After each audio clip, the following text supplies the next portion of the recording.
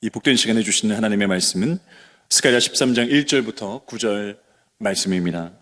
스가랴 13장 1절부터 9절 말씀입니다. 구약 1324면입니다. 스가랴 13장 1절부터 9절 말씀입니다. 한 절씩 교독하겠습니다. 그날의 죄와 더러움을 씻는 셈이 다윗의 족속과 예루살렘 주민을 위하여 열리리라. 만군의 여호와가 말하노라. 그날에 내가 우상의 이름을 이 땅에서 끊어서 기억도 되지 않게 할 것이며 거짓 선지자와 더러운 귀신을 이 땅에서 떠나게 할 것이라. 사람이 아직도 예언할 것 같으면 그 낳은 부모가 그에게 이르기를 내가 여호와의 이름을 빙자하여 거짓말을 하니 살지 못하리라 하고 낳은 부모가 그가 예언할 때에 칼로 그를 찌르리라. 그날에 선지자들이 예언할 때에 그 환상을 갖기 부끄러워할 것이며 사람을 속이려고 털옷도 입지 아니할 것이며 말하기를 나는 선지자가 아니요 나는 농부라 내가 어려서부터 사람의 종이 되었노라 할 것이요 어떤 사람이 그에게 묻기를 내 두 팔 사이에 있는 상처는 어찌 됨이냐 하면 대답하기를 이는 나의 친구의 집에서 받은 상처라 하리라. 만군의 여호와가 말하노라. 칼아 깨어서 내 목자 내 짝된 자를 치라. 목자를 치면 양이 흩어지려니와 작은 자들 위에는 내가 내 손을 들이우리라. 여호와가 말하노라.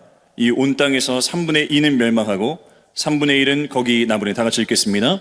내가 그 3분의 1을 불 가운데에 던져 은같이 연달하며 금같이 시험할 것이라.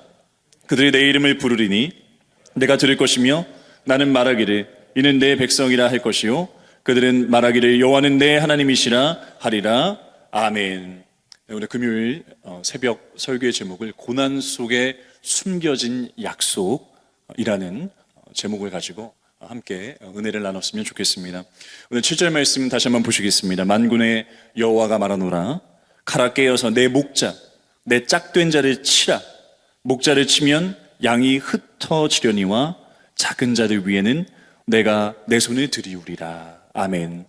이게 말씀할 때에 여기서 과연 목자는 누구이시고 또 양은 또 누구를 말하는 것일까요?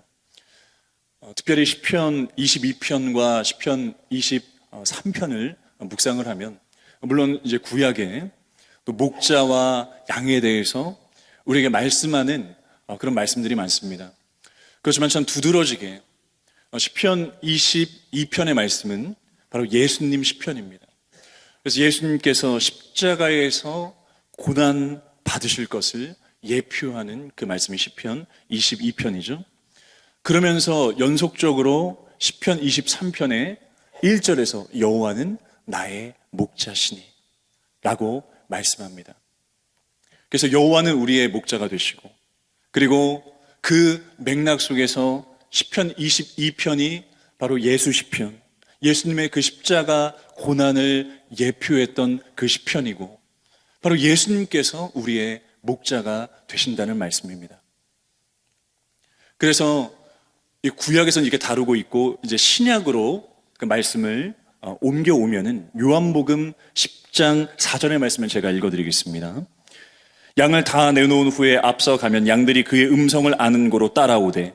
요한복음 10장 10절 그리고 11절 말씀 또 이어서 읽어드리겠습니다. 도둑이 오는 것은 도둑질하고 죽이고 멸망시키는 것뿐이요 내가 온 것은 양으로 생명을 얻게 하고 더 풍성히 얻게 하려는 것이라. 나는 선한 목자라. 선한 목자는 양들을 위하여 목숨을 버리거니와. 아멘.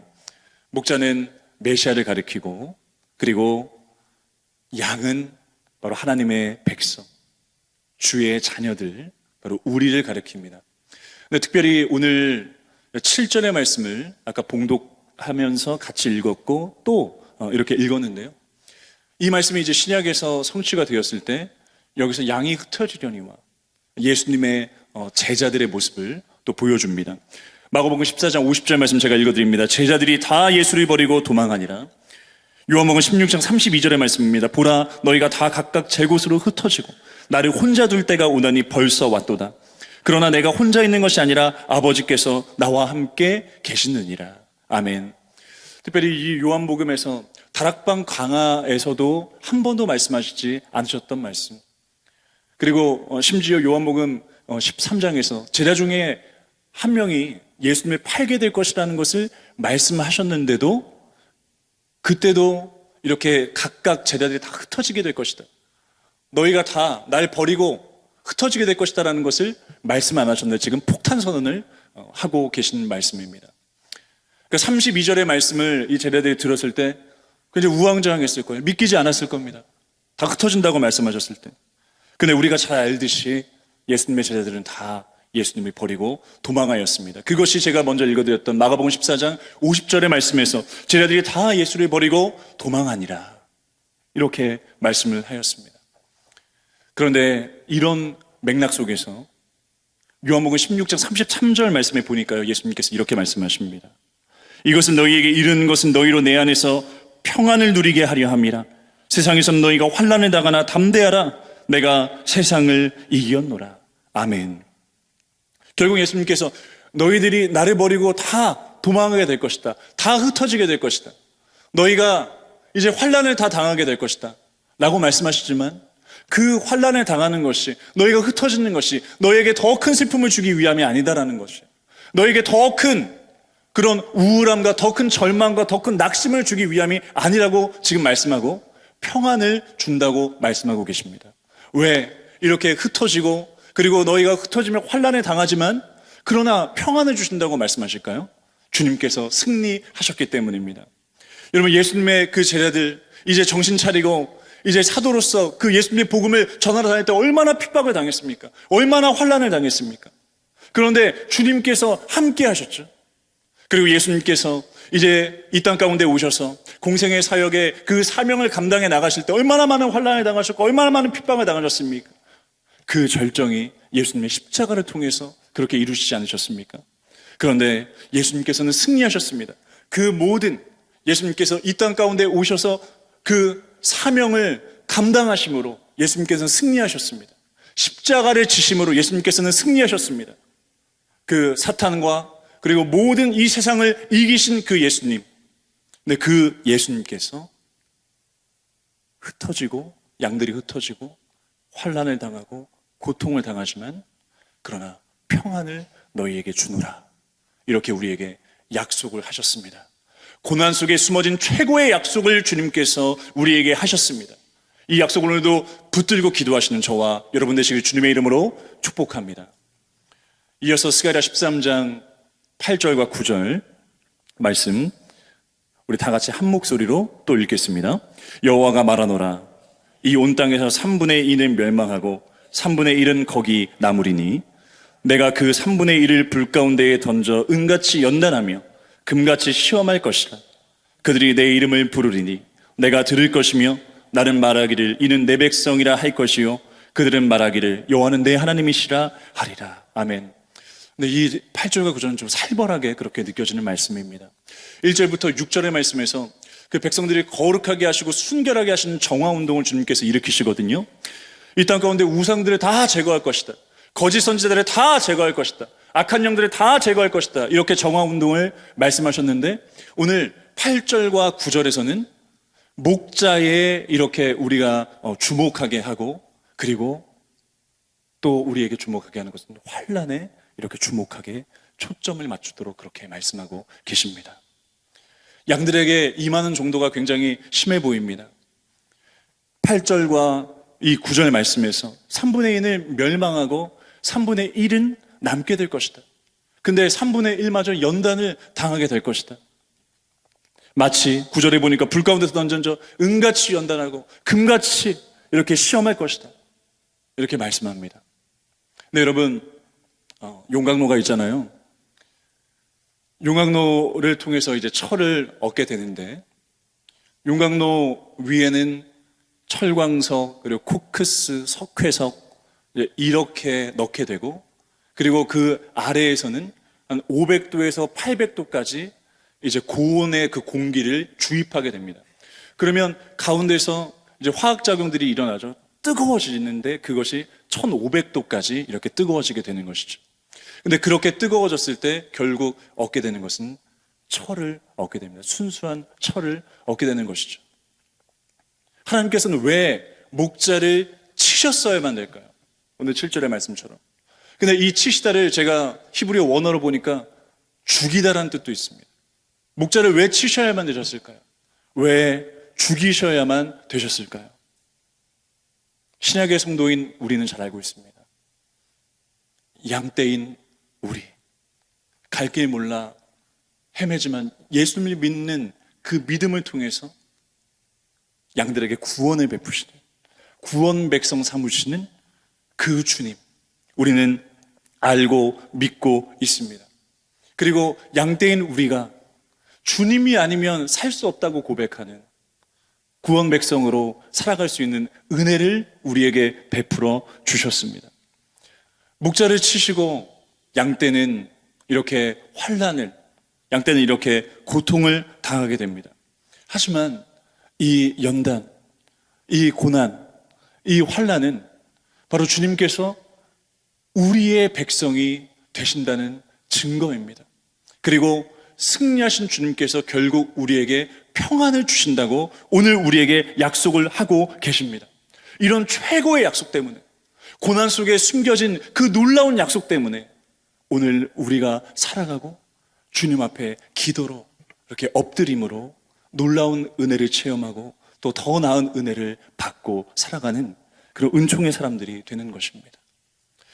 9절의 말씀 세번역 성경으로 제가 읽어드리겠습니다.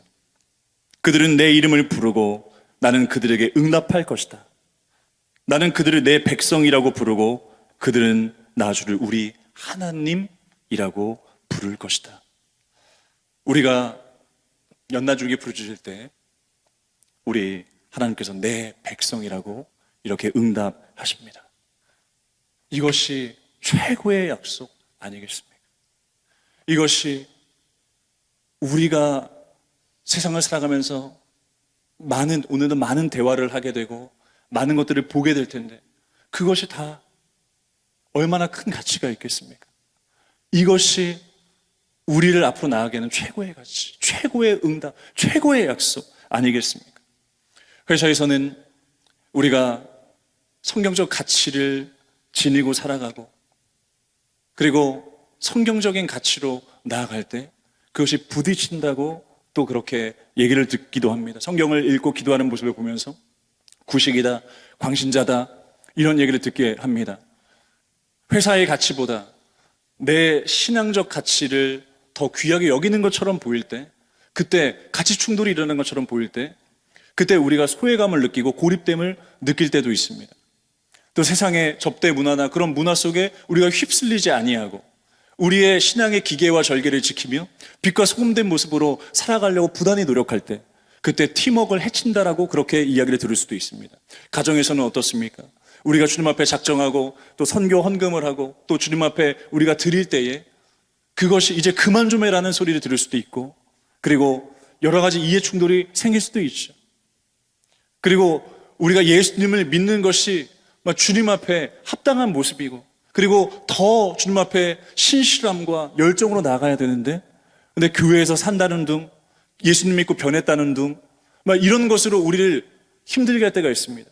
제가 예시를 들어서 몇 가지만 얘기했지만 우리가 세상 속에서 각자 겪고 있는 곤란과 고통과 환난 그 리스트들이 얼마나 많습니까?